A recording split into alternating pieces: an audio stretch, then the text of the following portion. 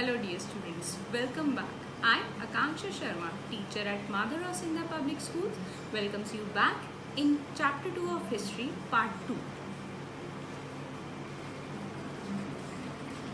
Now in this segment, I'll be explaining you about the Rajputs, the Parithiharas and the Palas.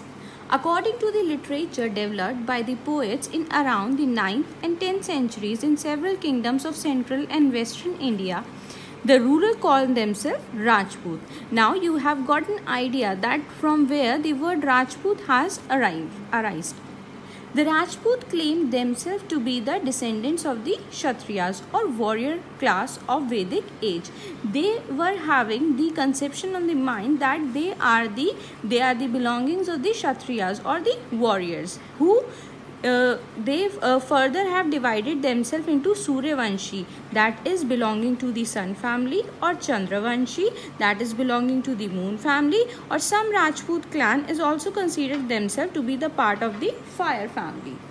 And this they believe that they were born out of the sacrificial fire, means they were the one who were ready to sacrifice everything anytime, because they used to think that their words are having some value. So whenever they are in the battlefield also, their prestige, their sacrifice, that matters a lot apart from everything. Now the Parithiharas.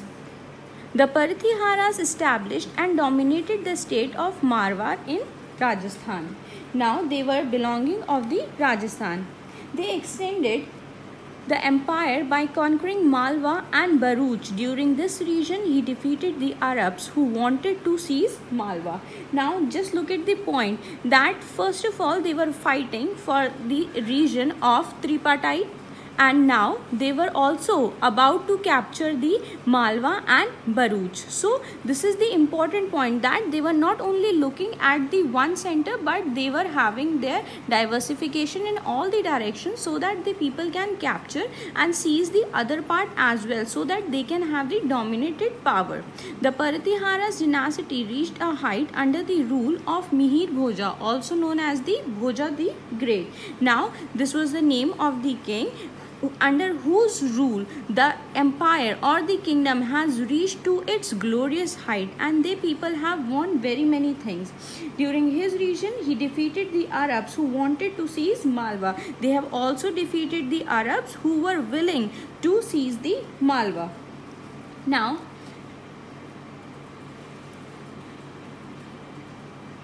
trade between the Parithiharas and Central Asia flourished just because of the efforts. Bhoja was a devotee of Lord Vishnu and adopted the title of Adhivara, which was inscribed on some of his coin also.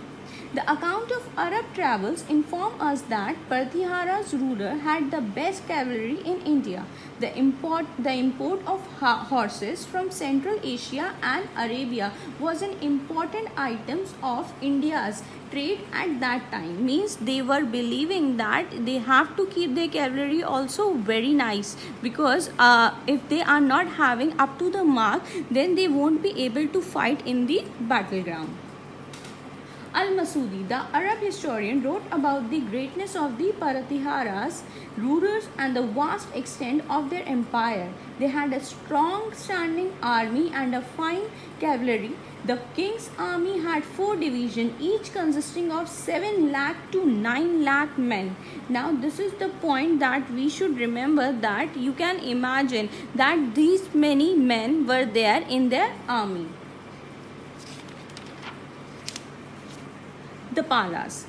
The Palas had ruled the state of present-day Bengal, Bihar, part of Odisha and Nepal.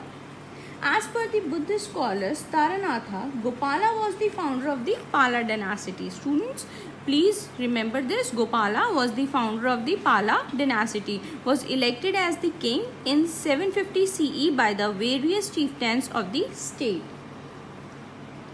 The Palas followed a policy of territorial expansion and faced problem with Parithiharas and the Rashtrakutas. They have also followed the same policy, and that was the expansion of their territories, because they also want to capture the major part of the area. Devapala and Mahipala I were some of the prominent rulers of Pala dynasty. Ramapala was the last great ruler of this dynasty.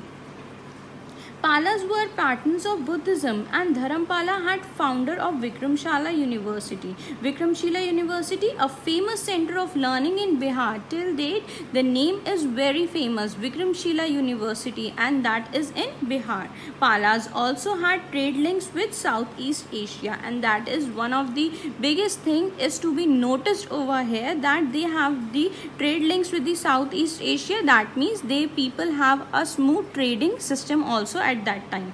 Later, Mahipala was defeated by Rajendra Chola of the Chola dynasty in 1023 CE, which led to the decline of the Pala dynasty. If we were to ask that why, what was the reason when everything was so fine, why the people were declined, then the defeated by Rajendra Chola had led the decline of this dynasty, and this was the major reason that they have faced the problem and the Pala dynasty was declined. Thank you.